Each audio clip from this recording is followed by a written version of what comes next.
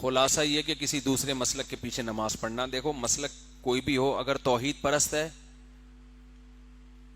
کافر نہیں ہے تو نماز ہو جائے گی، لیکن اگر کافر ہے تو نماز نہیں ہوگی۔ اب کافر کسے کہتے ہیں؟ کافر ناموں سے نہیں کہ دیوبندی کافر ہوتے ہیں، اہل حدیث ہوتے ہیں، بریلوی ہوتے ہیں، فلان۔ کافر کی ایک ڈیفینیشن ہے، جو اسلام کے بیسک اور بنیادی عقیدوں کا انکار کرے، جو نبی کو عالم الغیب کہتا ہو، اور عالم الغیب کی ڈیفینیشن یہ ہو کہ ہر چیز کا علم تھا،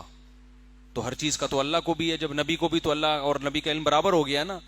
تو ایسا شخص بھی اسلام سے خارج ہے،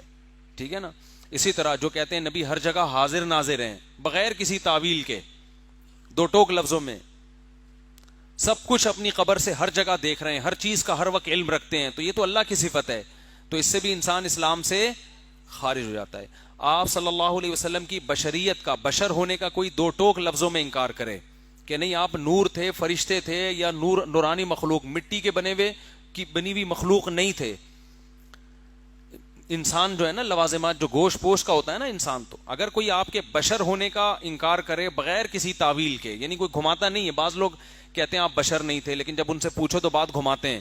کہ وہ اس لحاظ سے بشر تھے مگر اس لحاظ سے نہیں تھے، تو وہ پھر گھماتے ہیں بات کو، تو لیکن جو دو ٹوک لفظوں میں کہتا ہے تو پھر وہ بھی اسلام سے خارج ہے، کیونکہ نبی صلی اللہ علیہ وسلم بشر تھے، انسان تھے، آپ کے والدین تھے، آپ کی اولاد تھی، اور آپ کی اولادوں میں کی اولادیں جو سید ہیں سارے انسان تھے، آدم کی اولاد، اور آدم کو اللہ نے مٹی سے بنایا۔ تو یہ جو بیسک چیزیں ہیں، یا مشکل کشا سمجھنا، اور مشکل کشا کا جب معنی پوچھو تو یہ کہنا کہ اللہ نے آپ کو اختیارات دے دیے، آپ جب چاہیں جس کی بگڑی بنا سکتے ہیں، اللہ نے آپ کو سارے اختیارات دے دیے ہیں، تو یہ بھی کفر ہے، سمجھتے ہو؟ تو اگر کوئی یہ عقیدہ رکھتا ہے، چاہے وہ دیوبندی ہو، چاہے اہل حدیث ہو، چاہے بریلوی ہو، تو اس کے پیچھے نماز نہیں ہوگی۔ تو اتنے براڈ مائنڈڈ بننے کی بالکل ضرورت نہیں ہے کہ جوڑ پیدا کرنے کے لیے یہ کہنا ہے ہم ہر ایک کے پیچھے پڑھ لیتے ہیں۔ بھائی ہر ایک کے پیچھے، جیسے اسلام کا دائرہ ہے نا، اس دائرے سے آپ نکال نہیں سکتے کسی کو، تو ایسے ہی اس دائرے میں خود سے لا بھی نہیں سکتے، زبردستی اس میں گھسنے کی بھی کسی کو اجازت نہیں ہے۔ ایک باؤنڈری ہے اسلام کی، اس باؤنڈری کے خیال کرنا پڑے گا۔